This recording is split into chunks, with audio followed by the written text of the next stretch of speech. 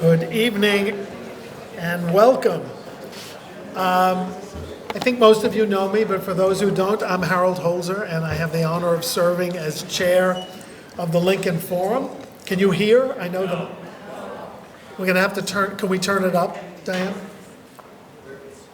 We're all doing this Sinatra style today, holding it close.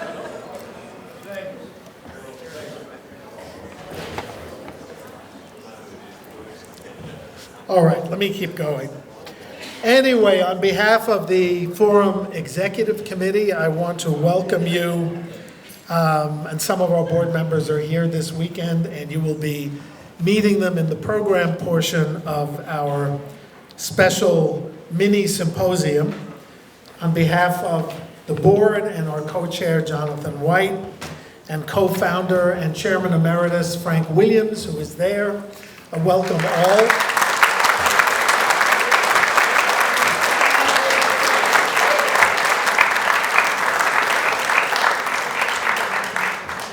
So Frank and I had this idea about 26 years ago of doing a program once in a while at the equinox in association with Hildene.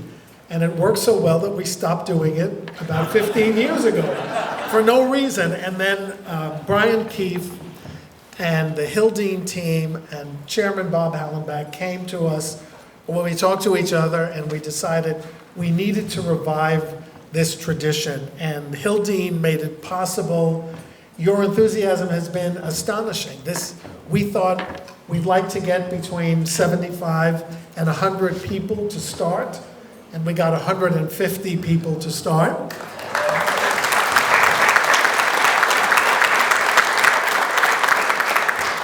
All jokes aside, in the evaluations that you folks do in Gettysburg every fall, and from the very beginning, Frank and I have read those evals and tried to act on your suggestions. There has always been an idea that we should do something at the 6-month mark.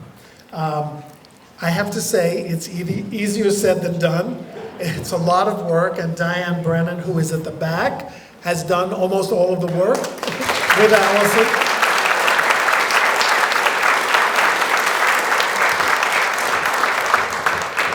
If it works out, and you're very kind in your comments this year, we try to make this another tradition of the Lincoln Forum. How many people here have never seen Hildene? Wow. Well, you are in for a treat. Robert Lincoln did not like to talk about log cabins, and we'll see why tomorrow. It's about the rise of an American family in every way, and I won't say any more about that because we have Jason Emerson, the leading authority on Robert, to speak to us tonight.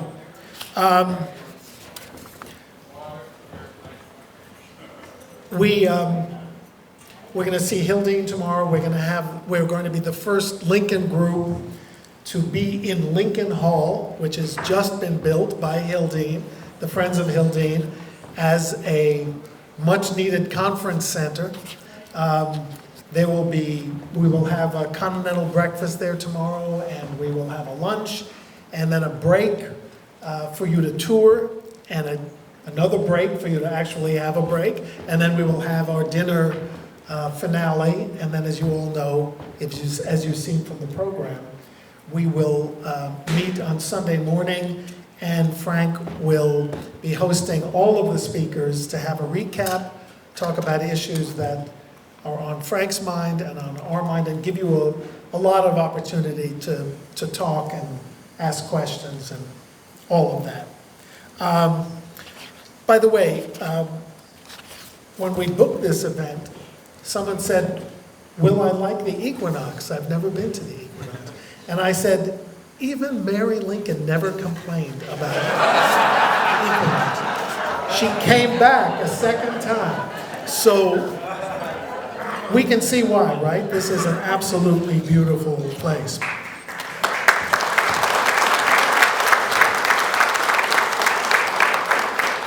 I want to just mention the sponsors who stepped up when we began planning and really helped make this possible. First and foremost, Hildene, which has become our partner in this endeavor. So Brian, thank you again. But two special couples from Florida who for years sponsored a presidential symposium that Frank and I attended for 15 consecutive years. But alas, it had its ending point, and the two folks in Florida who sponsored that stepped up and offered kind of a seed money for us to be able to afford this event. So we want to thank Gene and Bill Soman and Dave and Bobby Lawrence. And the Lawrences actually have a summer home here in Manchester, so they were especially excited that that's where we're doing this event. Also,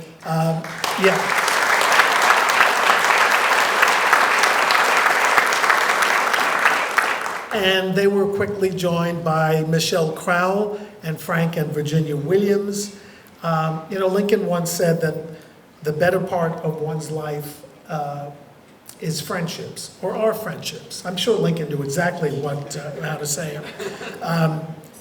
And that's true of us, and it's true of those who are friends of Abraham Lincoln. And we could not have done this without Frank and Michelle and Jonathan and all of those who collaborated. So,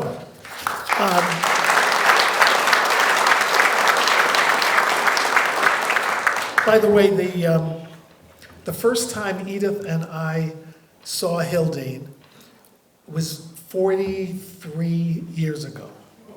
Yeah, I was 9.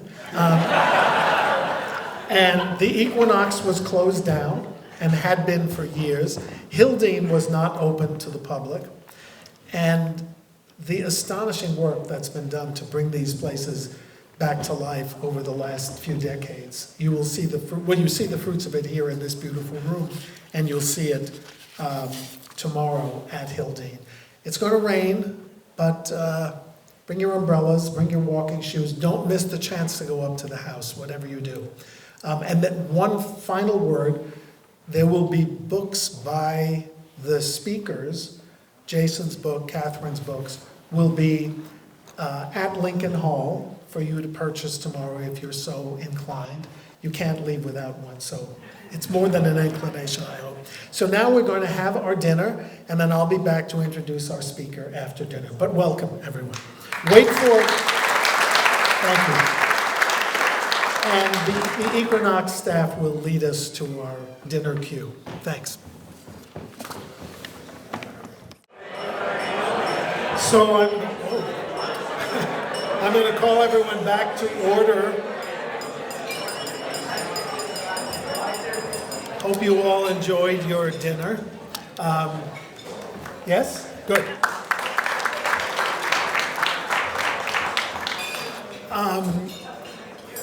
Before we ask Diane Brennan to give us an update about tomorrow's proceedings, I think I should acknowledge two losses in the Lincoln community in the last couple of weeks. James Swanson, who was a leading authority on the Lincoln assassination and wrote Manhunt, which became a TV series, passed away a few days ago at just 66. And we want to acknowledge his impact. He spoke at the Lincoln Forum twice, and especially at this season when we're marking the 160th anniversary of the Lincoln assassination. Today is the anniversary of a day that Lincoln's body lay in state in my hometown in New York City. This is the day that Augustus St. Gaudens, a teenage art student, saw his remains and recorded them in his head, inspiring him to become a sculptor. But we remember James, and we also remember the unbelievably long-lived, perfectly compass Wayne C. Temple, who died about a week and a half, 2 weeks ago, at the age of 101. And he read one of the chapters of my book on Lincoln and immigration when he was a child of 99. I always sent him Illinois sections of my book because he was an astonishing fact checker. And he penciled in, you're wrong, you're right, this is not enough, this should be, still doing it at 99. And he lived a good life. I think all Lincoln Scholars should be 101 at some point. And so we remember those folks as we gather here today. Tom Horrocks is here to introduce a student scholar who was unable to join us in November in Gettysburg, and she is here in Manchester. So Tom, why don't you come up and talk about Lainey?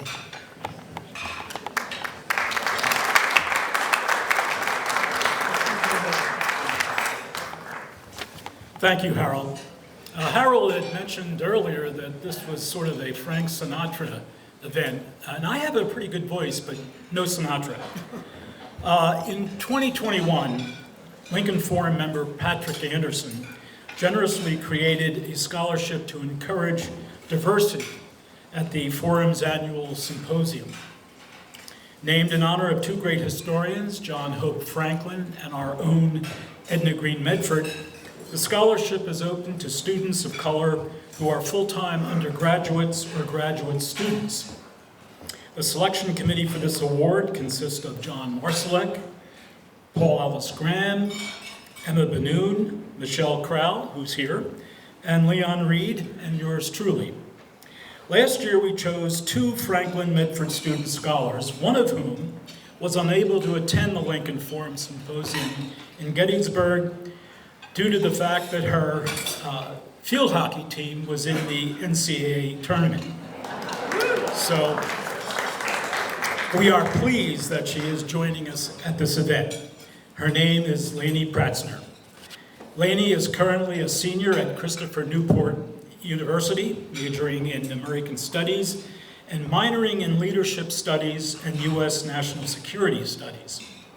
During her time at CNU, she has done research with our own Jonathan White, recently working with him on his most recent book, A Great and Good Man. I think that's your most recent book. You have so many, John. Lose track. She will enter CNU's Master of Arts teaching program next year with hopes of becoming a high school teacher, high school social studies teacher. You can read more about Lainey's biography in the recent issue of the Lincoln Forum Bulletin, which is in all of your packet. So it is my honor to introduce to you one of the Lincoln Forum's Franklin Medford student scholars, Lainey Pratzner.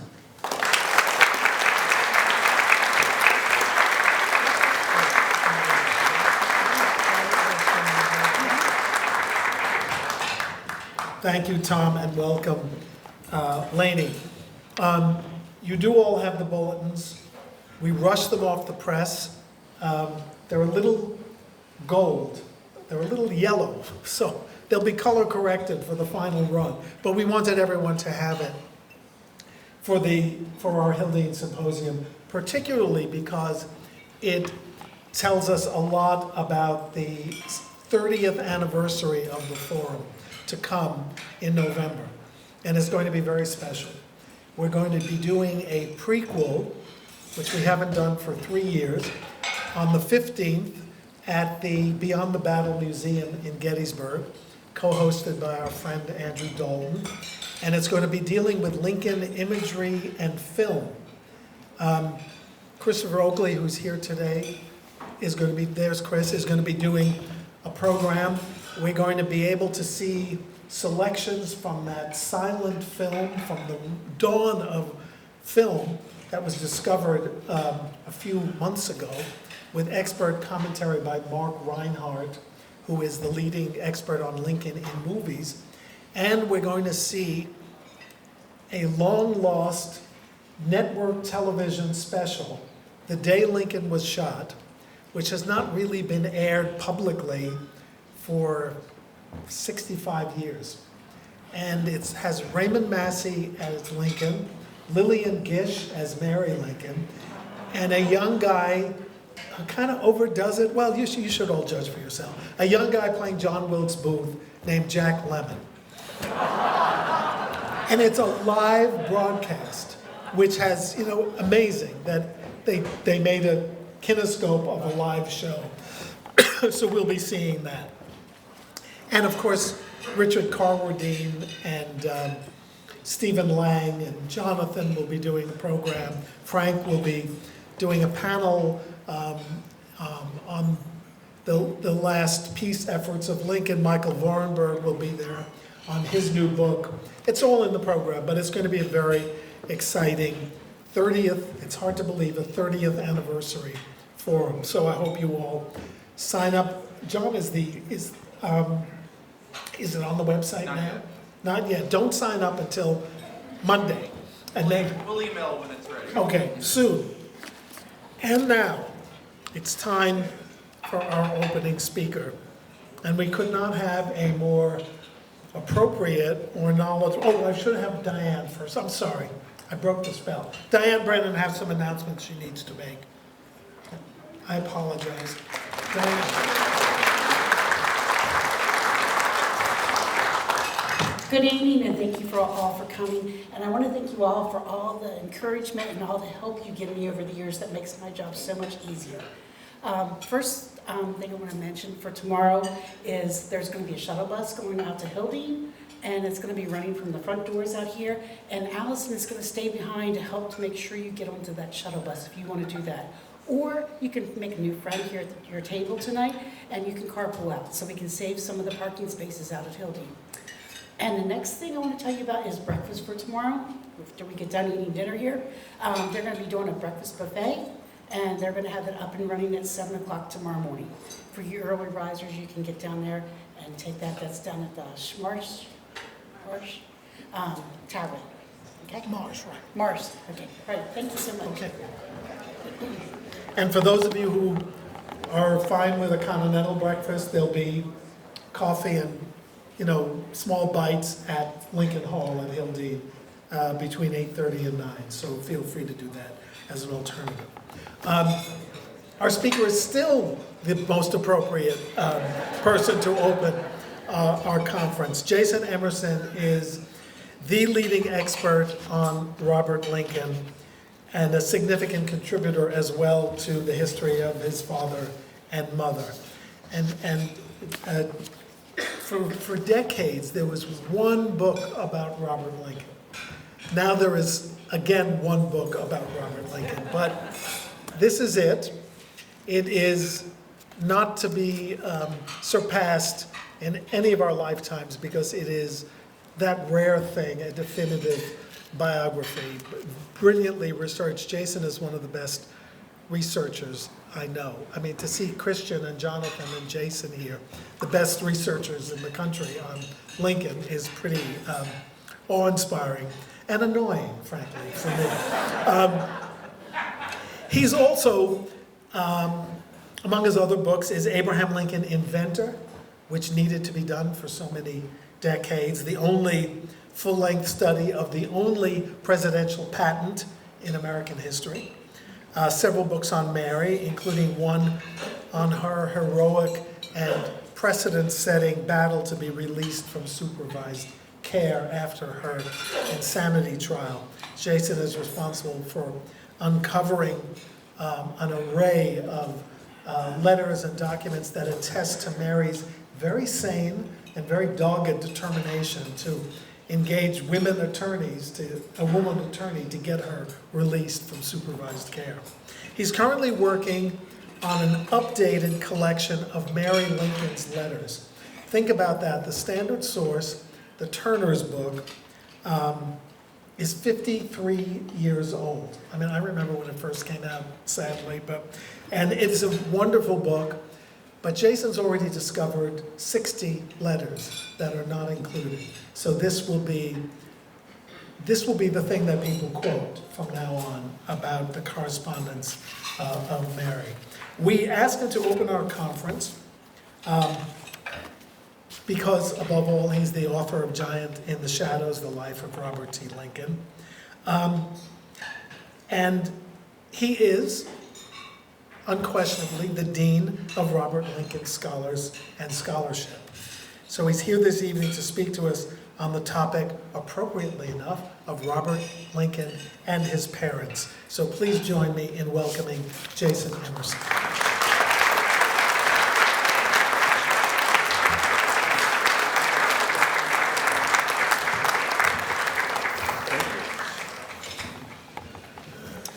All right, thank you so much. I appreciate it. It's great to be here.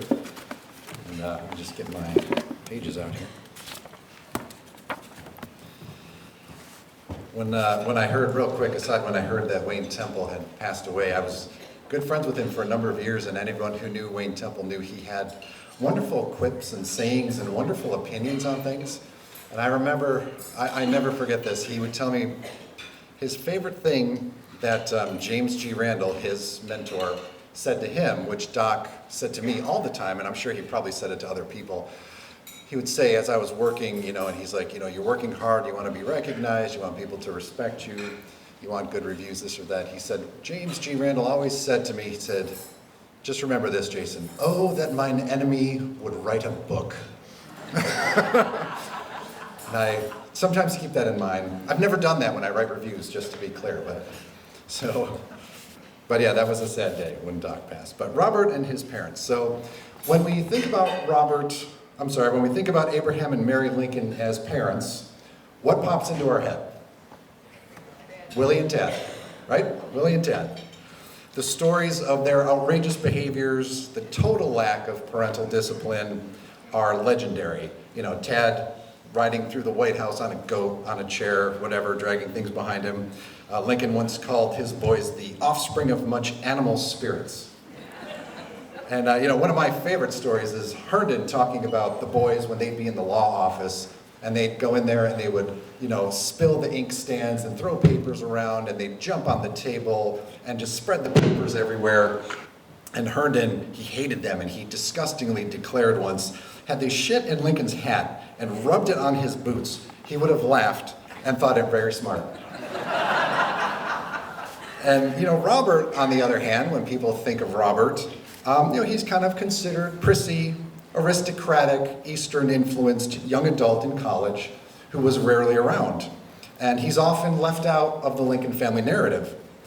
And we have to remember that he was not only the Lincoln's child, but he was their first child. He was raised exactly the same way as his brothers were, but we just don't think about his childhood that often because his childhood occurred before his father was really famous. And so much less is known about Robert's childhood than about his brothers.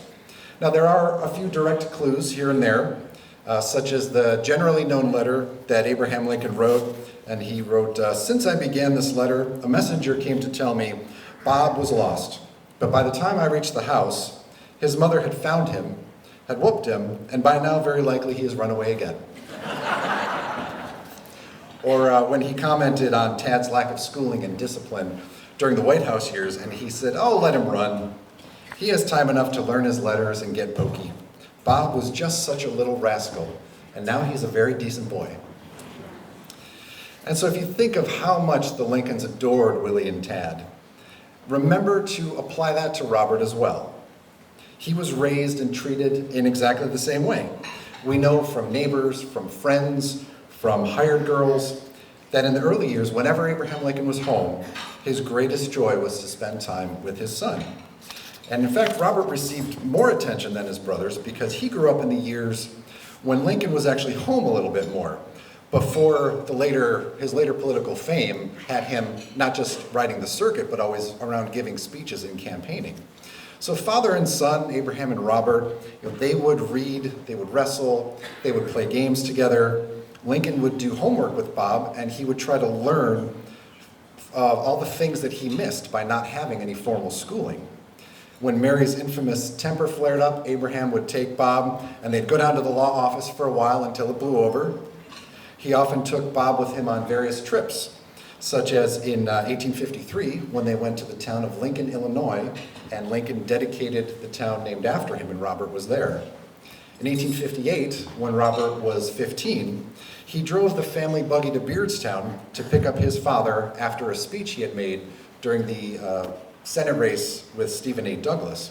And Robert later wrote in a letter, he said, I remember that we passed through a region which was very familiar from his youthful experiences, which was as a surveyor.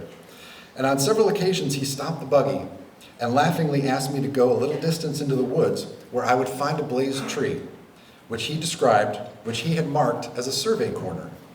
As I say, he did this several times, and he never once made a mistake. But it wasn't all fun and games. You know, we know sometimes when Abraham Lincoln did scold and discipline his oldest son. When Robert was young, he once stole a quantity of lead pipe from a construction site in downtown Springfield, and then he took it to the local hardware store and sold it. When his father found out, he grabbed Robert, marched him right down there, made him admit what he did, made him apologize, and then Lincoln repaid the store for what they bought. Now, another time, this is one of the more famous ones, a circus came to Springfield. And Robert and his friends absolutely loved it. And they loved it so much that they wanted to try to recreate it. So they gathered up as many cats and dogs in the neighborhood as they could find and corralled them all into the Lincoln barn. And when the dogs refused to stand up on their hind legs and growl, like the lions did in the professional show, Robert and his friends grabbed some ropes, as you would do, tied them around the animals' necks, threw it up over the rafters, and hauled them up on their hind legs. And a neighbor heard the pained yowls and ran down to Lincoln's law office, so Lincoln ran home, and he rescued the animals, scolded the boys, sent them scurrying, which is quite an interesting story if you think about it.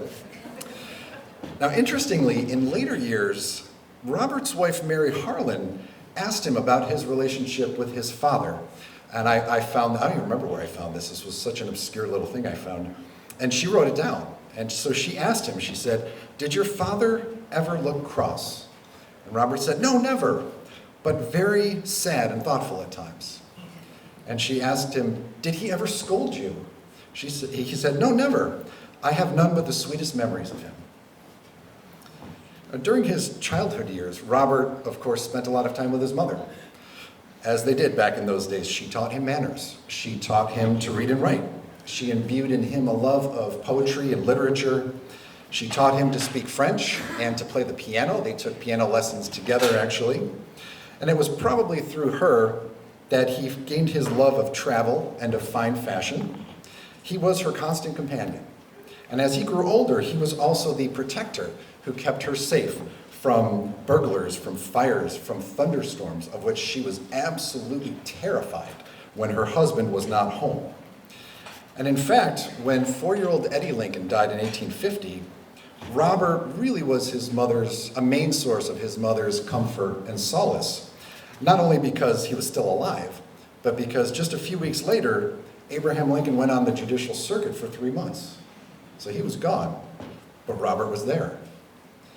And in fact, and I've said this before, and in many ways I think that Mary was closer to Robert in many ways than she was to her own husband, because Robert was always there, and Abraham Lincoln was often away.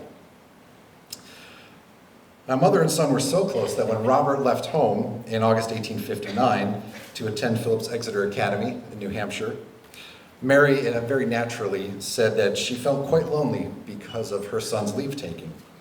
And she wrote to a friend, "It almost appears as if light and mirth have departed with him." In October, she told a friend, "I miss Bob so much that I do not feel settled down as much as I used to." Abraham missed his son too. And when he was offered an opportunity to speak in New York City in early 1860, he accepted specifically so he could visit his son at Exeter and use the speaking fee to defray the expenses for the trip. Now, he was originally going to speak in Brooklyn and then go straight to Exeter, but his speech was so well received and got so much publicity that he was deluged with speaking invitations. And so he ended up making 10 speeches on that trip when he only meant to make one. While at Exeter, father and son spent 5 days together, and they had a wonderful time. Robert went with his father for 2 entire days while his father was giving speeches around the East there. He showed his father the town of Exeter. He toured him around the campus. And they just spent a lot of time enjoying each other's company. And they hung around with a lot of Robert's friends. and that they did go to church on Sunday morning, as Abraham later wrote, at Robert's insistence. Now, the speech that Lincoln gave that paid him this money that allowed him to visit his son was at the Cooper Union Institute, which somebody here wrote a book on. I'm not sure. Might have been Harold, I think.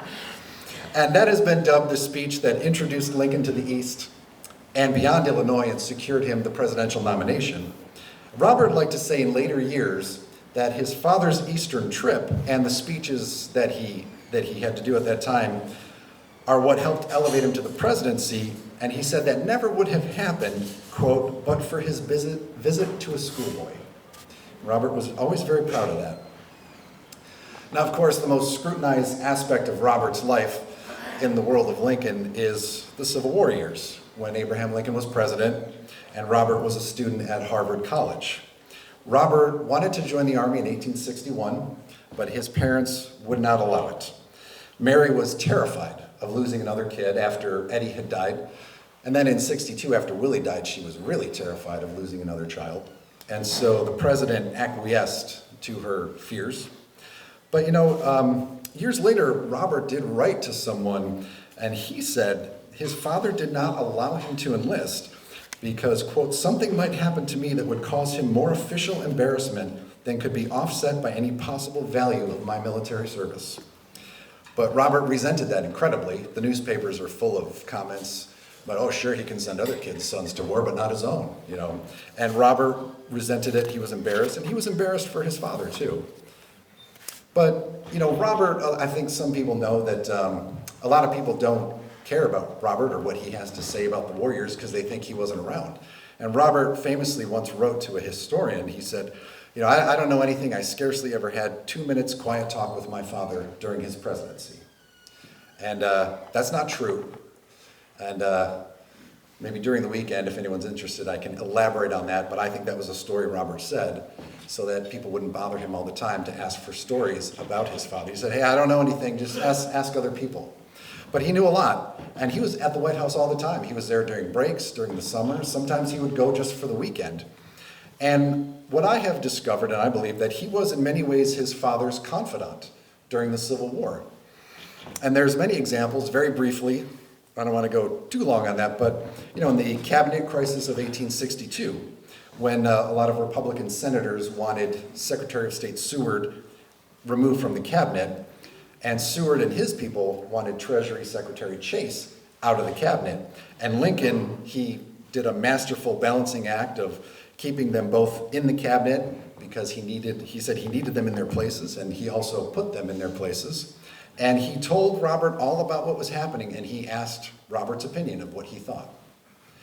After the Battle of Gettysburg, when the Union won and General Meade refused to follow the retreating Confederates and attack them when they were at their weakest, they were trapped with their backs to a river, and Meade could have ended the war, and he didn't. And Robert, he wrote many times about this. He remembered walking into his father's office, and he saw his father with his elbows on the table, just his head in his hands, just in anguish, with tears dripping down his face. And he told his son how Meade could have ended the war if he had just acted, but he didn't. And he told Robert of the letter that he wrote rebuking Meade for his failure, which was never sent. But Robert remembered that very vividly. And similarly, later on, when Meade again failed to attack Lee, this time when Lee was trapped next to the Rapidan River, and Lincoln told his son all about this, Lincoln said, he sent a telegram to Meade that said, attack, and if you win, you take all the glory, and if you lose, I will take all the blame. And Robert remembered that very vividly, and he actually argued with historians about that, because a lot of people said he was wrong. And eventually he's like, I know what I know, and I'm not going to argue about it, but I remember what I remember. Another incident was the Pomeroy Circular in 1864, when Treasury Secretary Chase and his minions were trying to oust Lincoln from the presidency, from the renomination by the Republican Party, or the Union Party, as it was. And one of Chase's minions there, he sent a circular letter saying, we need to get rid of Lincoln, we need someone better. Oh, maybe somebody like Chase, frankly. And Lincoln Robert found his father and he said, "Have you seen this?" And his father said, "No, I haven't seen it." And they discussed it, and Robert said his father asked him to sit down and draft a letter to Chase, basically saying everything was fine. And Robert said, "What, haven't you read the circular?" He said, "No, I don't want to. Just send the letter for me." And it was, kind of Lincoln's way of saying, I need this man, so I don't care what it said because I can keep him where I need him to be. So these are just, very interesting little anecdotes. One of my favorites was Robert often remonstrated against his father because Lincoln would walk alone to the telegraph office at all hours of the night. He would leave the White House in the middle of the night by himself and go to the telegraph office. And Robert said, "You can't do that. At the very least, you need an escort." He said, if I'm sleeping, wake me up and I will come with you because you need at least one person with you. And so he remembered multiple times in the middle of the night as he was sleeping, his father would come and tap him on the shoulder and wake him up and say, "Hey, I'm going to the telegraph office, let's go." And Robert would go with him. And I find these all very interesting moments because, at this time, Robert, in these years, he was between 18 and 21. He's a young man. And to think that Abraham Lincoln would talk about these things, solicit Robert's opinions, unburden himself to such a young man, I think that shows that he trusted Robert and he valued his opinion. Now, when Robert was finally allowed to join the Army in 1865, Lincoln wrote to General Grant and asked him for a safe position where Robert really wouldn't be in any danger. And for 2 months, Robert was in the Army on Grant's personal staff at Grant's headquarters. And whenever his father came to visit, Robert was his personal escort and his constant companion. But during his college years, as I said, Robert visited the White House every chance he had. And he did visit with his father a lot, but he also spent a lot of time with his mother. And he would actually, if she was up in New York shopping, he would come up from Boston and he would meet her there. And sometimes he'd come with her to Washington, or she would come to Boston. They loved to travel. Robert went with her when she spent, I believe it was 2 weeks, at Long Branch, New Jersey in 1861. And he brought a lot of friends with him because, he was a young guy. He wanted to have fun. And then in 63, when Mary, shortly after her carriage accident, she took Robert and Tad and they toured through New Hampshire, and then they came down to Vermont, and Mary and Tad ended up here in Manchester and stayed at the Equinox Hotel. Robert did not come here. He didn't come here until 64, which I believe the hotel still has the register that she signed, actually. But, it's interesting that we don't think of Robert terribly much as far as, how he connected with his father, what he was like. Robert, during these years, he was a young man. He was young, he was carefree, he was happy-go-lucky. And he was a great jokester and a great storyteller, just like his father. Most people don't know this. And only Robert's truly, truly close friends in his family knew that ever throughout his life. And usually they didn't say anything about it until after he died. But, he got into a lot of trouble at Exeter. He got into trouble at Harvard. He liked to smoke cigars on the quad. And the president wrote a letter to Abraham Lincoln and said, "Hey, you need to get him in line here." One of Robert's friends, Richard McConkey, he visited Bob at the White House, and he wrote a letter to his mother in 1861. And he just telling about everything he saw and experienced. He said, "Mrs. Lincoln is a perfect brick, generally up to some joke on us, and you may bet that we reciprocate." In another letter to his mother, he's describing the White House and the furniture and what Mrs. Lincoln is wearing and everything within his view. And he said, "The chambers are so very pleasant that we spend most of the day there, except the library, which belongs to Bob and myself exclusively, except when the ladies brave the smoke to come and play some joke on us." So you can kind of tell that this mother and son relationship, a lot of joking between them. Now, Robert planned to become a lawyer for his career, and he said he only ever had one conversation with his father about that. And this occurred after Robert graduated Harvard in 1864. Robert again said, "Okay, I've graduated, I want to join the Army." And his father again would not let him. So Robert said, "All right, well, if you're not going to let me join, then I'm going to go back to Harvard and go to law school." And Abraham agreed. He said he thought it was a great idea. And he said, "If you do become a lawyer, you'll probably make more money at it than I ever did, but you won't have half the fun." And, talking about being on the circuit. And in fact, Abraham and Robert, they had an interesting legal discussion during the White House years, which is in Francis Carpenter's book, 6 Months in the White House. In February 1865, the White House stables burned down. And Robert came into his father's office one day, and he said, "I have a point of law I would wish to submit." And basically, he said that, I lost my place. One of the White House coachmen lost $200 or $300 in greenbacks in the fire, and Robert and John Hay had been having an argument.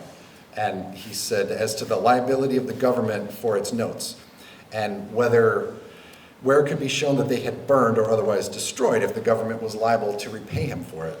And the president thought about it for a while, and he decided that while the moral obligation on the government was very strong, governments and banking institutions do not recognize any principle beyond the strictly legal, he said.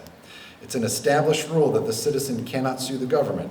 Therefore, I don't see that it's a dead loss for Jehu, who was the coachman. Another White House incident, which I find very interesting, I never thought about it until I became a father. When you're a parent, things hit you differently. And this was in the summer of '64. And this was also witnessed by Carpenter. And he said that Robert stormed into John Nicolay's room one night, and he said, "Well, I've just had a great row with the President of the United States." And Robert was just incensed, and he said, Tad, that day he had been playfully commissioned a lieutenant in the Army by Secretary of War Stanton. And after that, he was so excited about it, he had a quantity of muskets sent to the White House. And he had all the military guard around the White House discharged and sent away. And he mustered in all the gardeners and all the servants, and he gave them all guns, and he drilled them on the lawn, and then he put them on guard duty around the house. "I found out about it an hour ago," Robert said. "And thinking it's a great shame, as the men had been hard at work all day. I went to Father about it, but instead of punishing Tad, as I thought he ought, he evidently looks upon it as a great joke and won't do anything about it."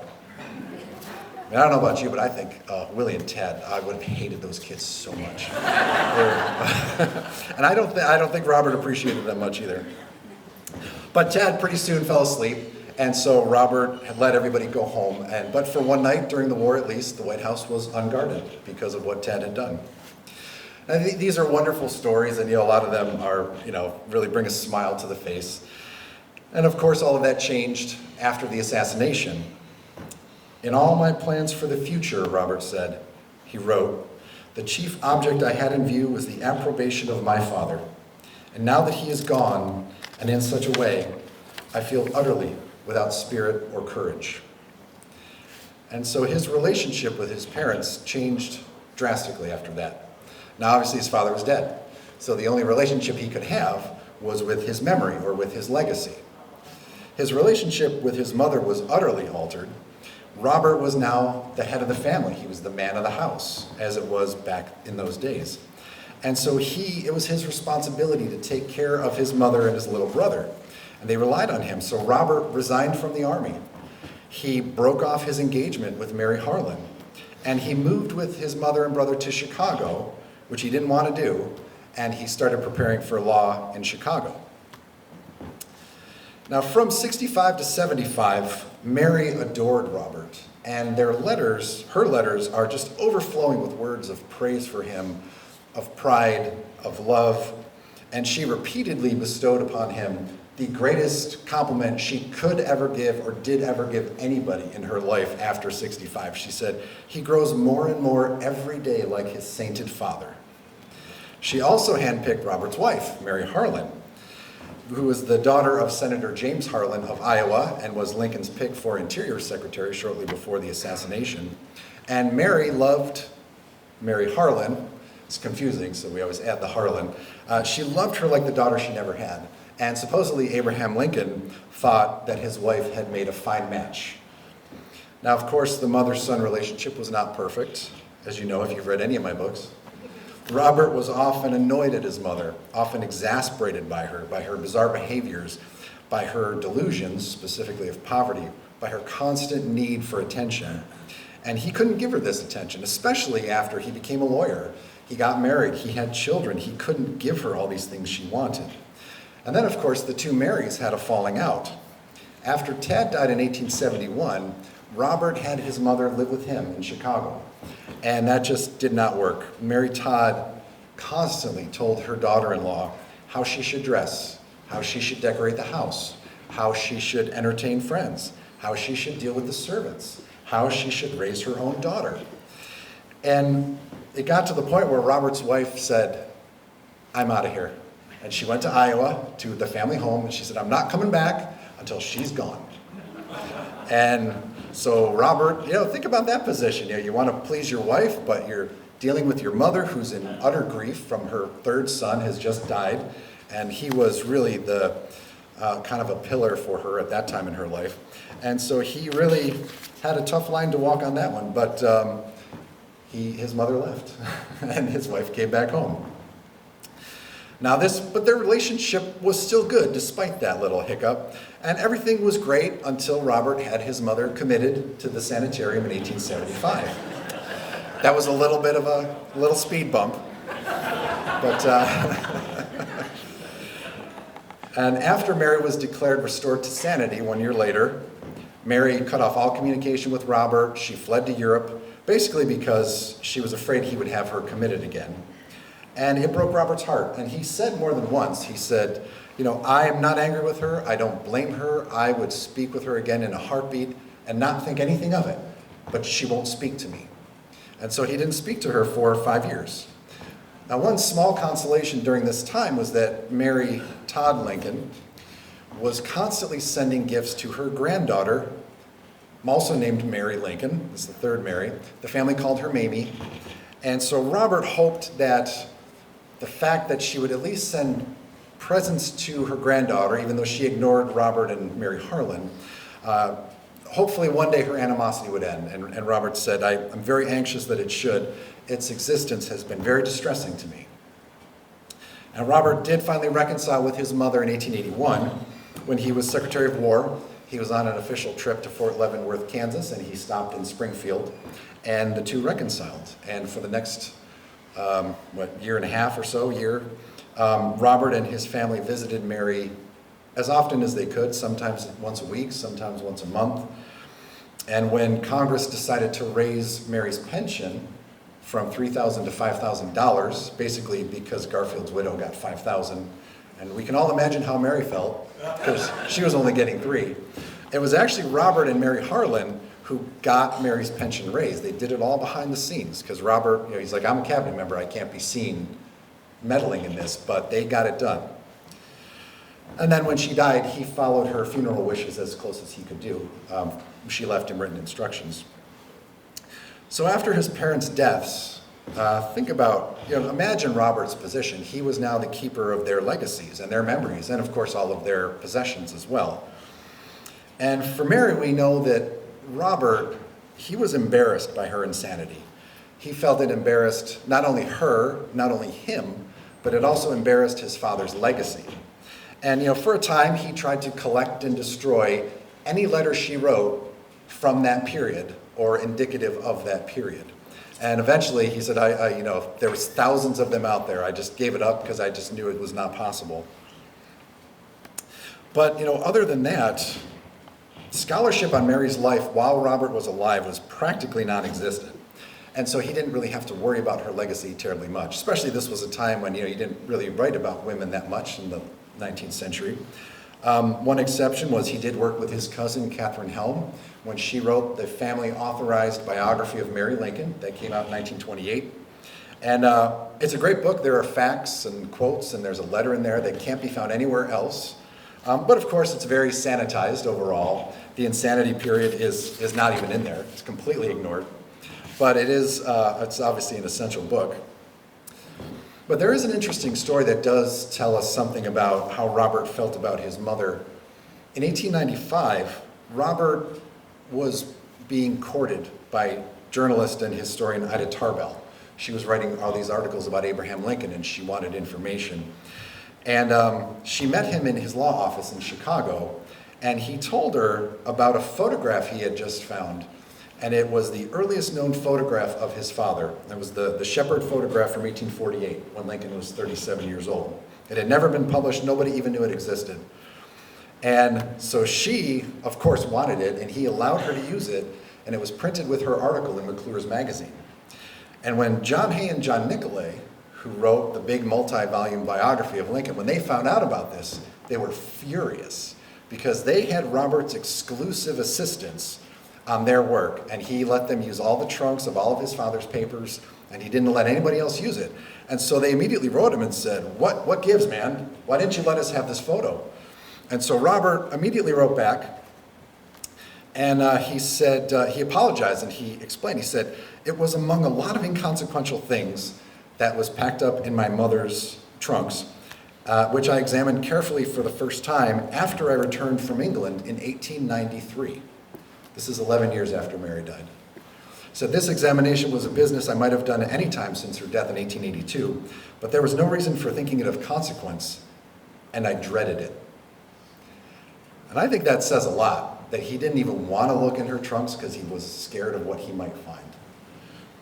Now, another interesting anecdote relevant to this is how Robert and his wife may or may not have talked about his mother in later years and around their own children. So Mamie Lincoln was the oldest grandchild. She actually knew her grandmother Lincoln. You know, Robert took Mamie with him to the sanitarium to visit Mary when she was in Batavia. And I think he took her to Springfield as well. And her cousin, Florence Snow, wrote a letter to her friend many years later, and she was telling about her childhood memories visiting the Harlan and Lincoln families in Mount Pleasant, Iowa. And she recalled that she and Mamie were talking about Abraham Lincoln, and Florence asked Mamie what it meant to her to be the grandchild of Abraham Lincoln, this larger-than-life person. And Mamie said, yes, but it means so much to live with Grandfather Harlan. And then Florence said she did not speak about her grandmother Lincoln. And I wonder now what that child's idea of the inexplicable Mary Todd really was. And I've always found that fascinating too, that because she knew Mary probably in some of the worst years. Now, in dealing with his father's memory, Robert had much more difficult job. He was the keeper of the president's legacy. He was the keeper of his papers, which I know Michelle Krall is going to talk about tomorrow. And for 60 years, Robert was the keeper of everything. And think about this, 60 years, every single day of his life, people came up to him. Hey, can you give me a letter? Can you give me a signature? I wrote a poem, will you read this? I made this sculpture, can you look at it? I wrote a book, can you read it? Can you give me something? Every day for 60 years. In 1909, as the centennial was coming, in one letter, Robert said, yeah, I get over 100 letters every day, and I answer them all. He didn't answer them, his secretary did, but he had them all answered. But just think of how stressful that would be, and the burden of that. And you know, he regulated his father's, and influenced his father's legacy as best he could, in books, articles, poems, artwork, sculpture. He kept the papers safe. He gave them to the American people in 1919. He did not undertake a wholesale purging or burning of the letters, as so many people have said. There is a story that he burned papers here at Hildene. That's a lie. I did talk to Freddie Towers, the son of Frederick Towers, Robert's personal attorney and personal assistant. And he told me that his father had once walked in on Robert in his library burning papers. And he said, hey, Mr. Lincoln, I don't think you should do that. But they were Robert's papers. They weren't his father's papers. So, you know, that was pretty common back then. Robert was intimately involved in the construction of the Lincoln Memorial, which a lot of people don't know. He gave advice to the artists. And he actually, one time, he said, you know, in all these years, the artists of the Lincoln Memorial are the only ones who ever listened to my advice when it came to sculptures about my father. President Taft asked him, Robert, for his choice of what marble the monument should be. And Robert picked the marble that is there now. And he was given a pass. He could visit that anytime he wanted. He brought friends around all the time to watch how that construction was going. And of course, he attended the ceremony. And a quick aside, when you go to Hildene tomorrow, in the exhibit area in the back is one of Abraham Lincoln's original top hats. And family lore, which I learned many years ago, visiting Hildene, states that that is the hat Robert Lincoln wore that day at the Lincoln Memorial, in a silent homage to his father. And Robert revered his father, and he knew his place in history, and he helped preserve that legacy as best he could. And I've been, for a couple of years now, I've been compiling every single letter Robert ever wrote about his father. That was going to be a book, and then I diverted to another book, and then I diverted to the Mary Lincoln Letters book, so it's kind of on the back burner, but I found so much amazing stuff. And so it's everything he ever wrote about what he remembered, what he knew, what he experienced, and then everything about his father's legacy that he impacted. And his influence on the legacy is far deeper and far more complex than anyone knows. And actually, I just discovered today, when I was in Tower's study up at Hildene, my wife, I was like, oh my gosh, she's like, what's wrong? I'm like, right up there, there's a portrait on the wall, or it's an engraving of Abraham Lincoln done by Jacques Reich. And there is a remark on it, which is a little hand-drawn picture of Lincoln on the bottom of the picture. And I have, during my research, I found these letters Jacques Reich wrote to Robert Lincoln. He said, listen, I've done this, here's the remark, I send it to you, what do you think? And Robert said, as he got older, he was very nitpicky, and he was quite a micromanager. And he said, no, this is good, I like this. The remark, I don't like the picture you chose. I suggest you use the Brady photograph, which is the one on the $5 bill. And so the one in Towers' study has the $5 bill, the Brady photograph, as the remark. So I told my wife, I'm like, oh my God, this is the one, they were writing this letter, it's about this picture that's sitting right here on the wall. I had no idea, it was so cool. I'd never heard of or seen that before. So that was kind of an exciting find for me today. So in the end, Robert Lincoln, I think, was a perfect combination of both of his parents. He possessed qualities from both of them. He had Mary's looks, he had her social propriety, her taste for good clothing, her occasional temper and impatience, her anxiety, which was a Todd family trait, and he had his father's innate ability of storytelling and telling jokes. He had great character and honesty, work ethic, self-confidence, and from both he got a high intellect and a love of literature. And the record clearly shows that Robert loved, respected, and revered both of his parents. And in fact, I think he became exactly the man they wanted him to be. He was, people will disagree with me, he was self-made, he was successful, he was respected, he was wealthy, and in short, he really was better off than his parents were, which all of us who are parents know that's what you want, that's all you want for your kids. And I think he achieved that. So I'll just close with one quick anecdote that has rattled around in my mind for probably 20 years, and occasionally it pops up at a specific occasion. And it's a letter that I found, a man named Edward F. Bryant, who was a director of the Pullman Trust and Savings Bank. And he wrote a letter to Robert in August of 1925, so about a year before Robert died. And he said he was reading an article in Harper's Magazine called The Wife of Abraham Lincoln by Gamaliel Bradford. And he wrote to Robert, he said, quote, and I well remember your remark that you, quote, did not remember Abraham Lincoln as the President of the United States, but as your father, which to my mind implied so much. And I've had this remark in mind while reading this article, and I'm sure that you remember your mother not as the wife of the President of the United States, whose life seems open to the contemplation of the whole world, but merely as your mother. Thank you.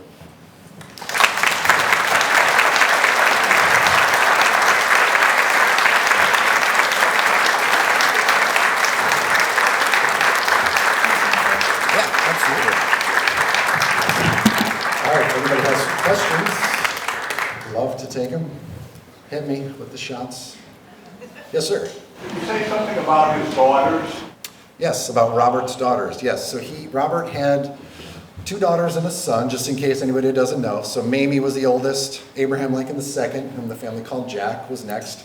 And then Jessie was the youngest. Poor Jessie. That's what I always think. You have Mary, named after her mother and grandmother. Then you have Abraham, and then you got Jessie. And so Abraham Lincoln II died when he was 17 in Europe. And Mamie married Robert's assistant of legation when Robert was minister to Great Britain. His name was Isham. And Mamie and Charles Isham, they had a son. His name was Abraham Lincoln Isham. He went by Lincoln Isham. Everybody called him Link. And then Jessie was the wild child of the family. She was the one, you may have heard, she eloped with a baseball player, or as Robert called him, that baseball buffoon. And his friends, his name was Warren Beckwith, his friends called him the Dude. And when he would go out on the pitching mound, before he would pitch, he had a comb in his pocket and he would coif his hair. Yeah. And so she had 2 children with Warren. They were Robert and Mary, but they went by Bud and Peggy. And then Jessie was married, I think 2 more times, but no more children. And she was very wild. She spent money, wanted more. Robert never gave it to her. When Robert's wife wrote her will, she gave Hildene to Peggy, not to Jessie, because she didn't trust her with it. So the grandchildren, Link, Bud, and Peggy, they were the last direct descendants of Abraham Lincoln. And as far as I can tell from everything I've ever seen, none of them had children, and that was on purpose. Bud, we know he had a vasectomy when he was in his 30s. Peggy never married, never had children. I'll just leave it at that. And Lincoln Isham, he married a woman who already had a child, and for some reason he didn't have any more. And but there are many quotes. Peggy and Bud especially, they hated being Lincolns. They felt like they were sideshow freaks. It was like, oh, there's Abraham Lincoln's grandchild. And they didn't like it. And Peggy, one time, someone said to her, oh, what's it like being the grandchild of Abraham Lincoln? She said, I'm as far from him as you are. It really means nothing to me. And of course, the person was like, oh my God. She's like, no, whatever. But I was talking earlier today when I was at Hildene, my favorite story. This tells you a lot about how Peggy looked upon her place in the family. In the 1960s, she dedicated the nuclear submarine USS Abraham Lincoln. And it was the only time in her life that I've ever found that she wore a dress. She always wore pants. So she wore a dress, there was a photo of her, and she broke the champagne on the boat. And so in her diary entry, this tells you how she felt. She wrote, woke up this morning, sunny AM, rainy PM, broke bottle on boat, and so home to bed. And that's all she wrote. So, yes, sir. Well, he died young, as you said, 16, 17, but what are some of the stories about grandson Jack? Would he have been the one to be somewhat like his grandfather? Yes, yeah. What are the stories about Jack, even though he died young? Yes, he was the second coming of Abraham Lincoln. That's what all the newspapers said, everybody who met him. Personally, obviously, I think everyone was a little biased in why they were saying that. The one thing that's funny, if you look at their pictures, all 3 of Robert's children are the spitting image of their mother. There's no Lincoln in them at all. So everyone's like, oh, Abraham looks just like his grandfather. He doesn't look anything like him. But no, Jack was brilliant. He was a brilliant kid. He was full of kindness and empathy, fun. He was great at telling jokes. He was full of energy. He was fascinated by the Civil War. He would sit on the floor with maps and just trace battles for hours. He was fascinated by his grandfather. He actually got so that he could copy his grandfather's signature to such a point that some of his signatures were thought to be original for a while. And collectors bought them for lots of money until they discovered they were not Abraham Lincoln the first. So yeah, Robert was grooming Jack to go to Harvard, go to Phillips Exeter, go to Harvard, become a lawyer. They were going to go into practice together. And so that's why Robert really didn't want to be minister to Great Britain, but he wanted his son to have the best education possible, and that was in Europe. And so Robert took the job so that Jack could go to Paris and learn in Paris. And that's where he had a carbuncle under his arm, kind of a growth, and the doctors, as you do, they would just cut it open and bleed it out constantly until he caught blood poisoning and died. So. Yes? I don't have a question, but I want you to tell the Cincinnati statue story because it's my favorite Robert dealing with Lincoln's legacy story. Oh, with Taft. Yes. Yes. There was a statue made by William Howard Taft's brother. He had it commissioned. Yes. And the statue is horrible, and you really have to look at a picture of it. It's ghastly, Lincoln. And so what the artist did, he found a man who was born and raised in Hodgenville, Kentucky, and grew up splitting rails. And he said, oh, he's got to be just like Abraham Lincoln.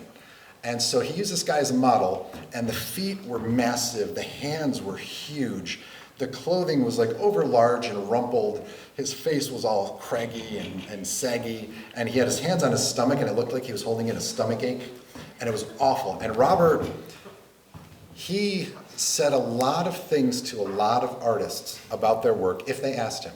He never injected himself publicly into anything about his father except for this statue. He hated it so much that they were going to put it, so they put it in Cincinnati, and then they were going to put it in London, I think in front of, yeah. And so Robert was so incensed, he went on a public mission to prevent that from happening. And he made friends with the editor of Art World magazine. And so that guy on his side, like every week, every month, there were articles in there by Robert, about Robert, from Robert's friends. He called every politician he knew, which he knew everybody. He knew every president since his father. He knew senators. He knew ambassadors. He knew kings and princes. He called the Prime Minister of London. He talked and said, do not let this happen. And so this became a worldwide phenomenon, and basically everyone said, it's the son of Abraham Lincoln, I think we should honor his wishes. But a lot of people, including President Taft, said, I really don't understand what your problem is with this. I think it's a great statue. And Robert said, I don't even know how to respond to that. So in the end, Robert won, and he prevented the statue from being put in London, and they put it in Manchester, England instead. But you know, he didn't want it in the middle of London where everyone would see it every day. But that is a rare occasion where Robert ever came out publicly. And I think, honestly, I think it helped his case by the fact that after his father's death, and a lot of people have said this through the years, if he had come out every time somebody said or wrote something and said, well, you know, I have an opinion on that, nobody would have respected his opinion anymore. And so by this time, when all of a sudden he comes out, that was important. Yes, sir. You spoke earlier about today how you saw this remark and you had this kind of aha moment. Mm-hmm. Can you explain or relate perhaps some other experiences during your research when you happened on something which was absolutely totally unexpected? Oh, there's so many of those, right? All of us historians here could write wonderful books about all the fantastic things we found that we weren't looking for. Great aha moments when I was working on Robert Lincoln's book. You know, I mean, coming here to Hildene, I've got two in mind. So when I came here to Hildene in 2005, no historian had ever been here. And they had just hired a curator, and he was still going through the house because before that, local people would just sit in the house to make sure nobody stole anything. But it was floor to ceiling, boxes and papers and furniture, and there was a path through it. And there was a couple rooms that were still like that. And he set me up in one room. He's like, okay, here's a folding table, and here is a portable printer.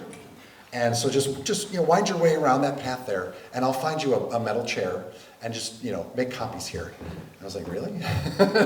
But it was amazing just being surrounded by this stuff. And so if you go tomorrow, if you go into Robert's secretary's office, all the way in the back behind the library, the wall is covered. It's all archival boxes and folders and shelving. And so when I came here in 2005, all of Robert's papers were still in those boxes, just thrown in there. There was no rhyme or reason to it. I don't think anybody had looked at it since Robert died, honestly. You know, I put on the white gloves and I pulled down the first box, and there was just inches of dust on it, no fingerprints. And so I went through everything in the house. It was amazing.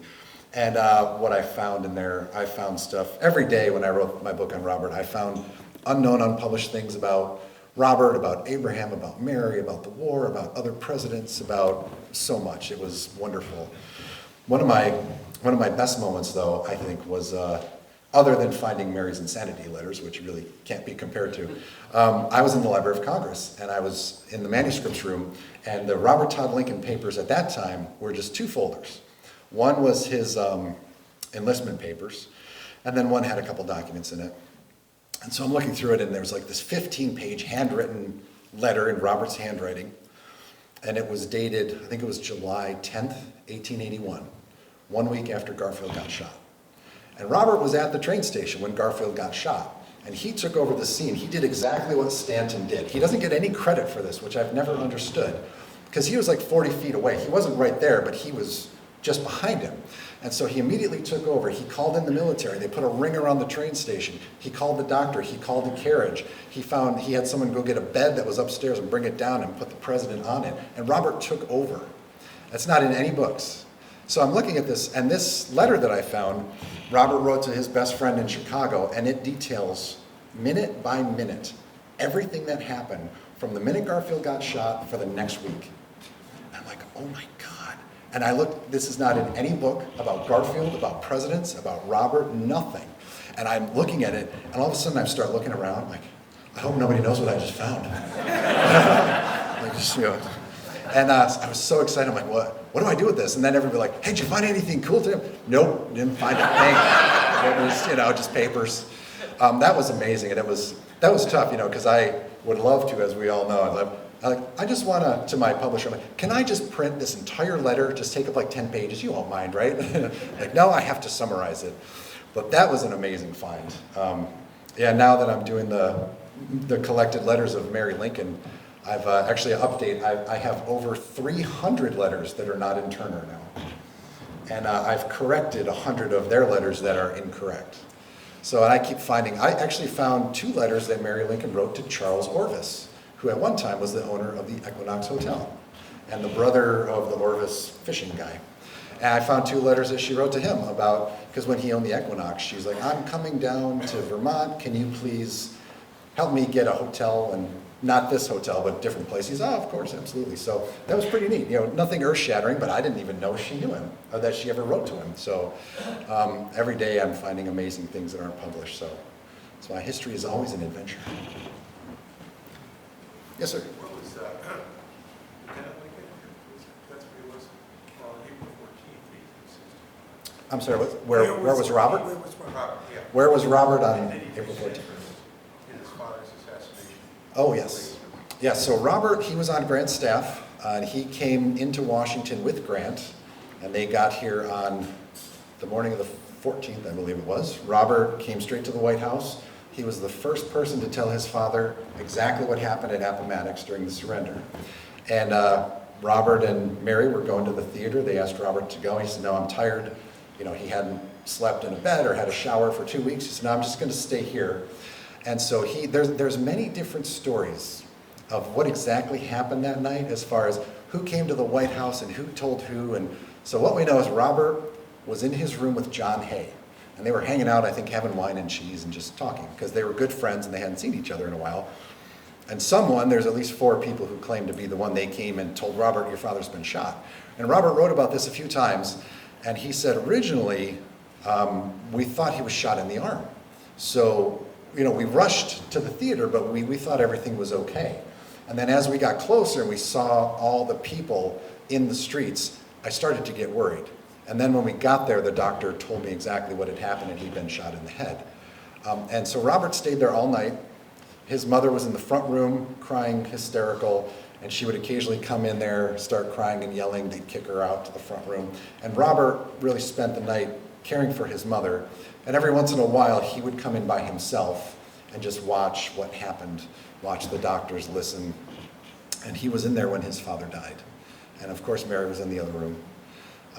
So he was devastated, and there's an interesting letter. Robert, later in life, he became good friends with the editor of the Century magazine, and you know, he would always ask Robert for articles and opinions and this and that, and Robert learned that there was going to be a big issue all about the assassination, and Robert wrote to him, Richard Watson Gilder, and he said, I would really appreciate it if you didn't do that, because I'm tired of reading about it, and it's painful, as you can imagine.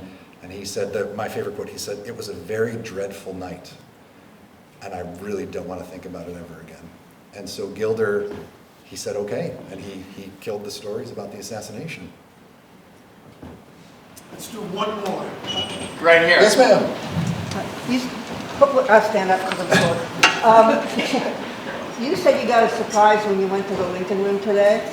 And I got one too because I'm a docent at the Lincoln Shrine in Redlands. And we have a statue there called, I think it's called the War Conference. It's a statue of, it's Lincoln sitting down and Secretary of War, Stanton and Grant. And the copy that we have has Stanton behind with his hand something in his hand that's down. And the story we have is originally it was cast with Stanton having glasses or something in his hand up with that at the back of his, Lincoln's head, that was too reminiscent of the assassination. So that was recast with the hand down. And our story that we've always told at the Lincoln Shrine is that little statue, it's rather small, but one we have, was Robert Todd Lincoln's favorite cast, portrayal of his father, sculpture of his father. That when he saw that statue, he saw his father. And that was that. Yes, the Council of War. It's a wonderful statue. I've never heard that that was Robert's favorite. Yeah, the one we saw today. Yeah, they have One it with at the hand Hildene. up, which I Yeah. had never seen before. But I didn't know if you knew anything about that story. You know, I honestly, I've never heard that story. I don't know. I know that Robert, he loved the Volk mask and the Volk hands. He thought that was wonderful. He thought the Lincoln Memorial was the greatest statue that ever was made, ever could be made about his father or anyone else. He once wrote a letter to Vinnie Ream, the young girl. She did a statue of Lincoln. It was in the Capitol building, and she asked him a question, and he wrote to her. He said, "You know, I don't think any sculptor really can do a good job. I know that no one ever has. I've never seen a good one." This is after she already made the statue. I was like, wow, that's rude. But Robert and Mary hated her. At one time I found in some podunk little historical society, I don't even remember where, I found this 10, 15 page reminiscence of a woman in the 1920s. She came here to Hildene. She was a huge Lincoln fan. And she just walked up there and knocked on the door. Robert opened the door, and he's like, what? And because, he just gets deluged all the time with people. And he thought she wanted to sell something. She wanted a favor. She wanted something. And Abraham Lincoln's my favorite president. I respect you so much. I just wanted to say hello and meet the son of my idol, and that's it. And so once he realized she didn't want anything, he invited her in. And he showed her around Hildene, and they sat in the library for hours. And he showed her the Volk sculpture. He showed her the cast of the hands. And I remember this. And she wrote this just for her children. This wasn't published. This was just a handwritten memoir. And she said, I'll never forget, I looked at the cast of Abraham Lincoln's hands, and then I looked at Robert Lincoln's hands, and I said, you have the hands of your father. And he said, yes, I know. It's amazing, isn't it? And I'm like, I never would have thought of that he had the same hands. But it's, there's a bunch of statues Robert commented on over the years. I've never heard of the Council of War, though, honestly, I'm sorry. Someone else may know. I don't know if Harold, you might know. We'll let you be the last. Okay. Wonderful. Well, thank you all so much.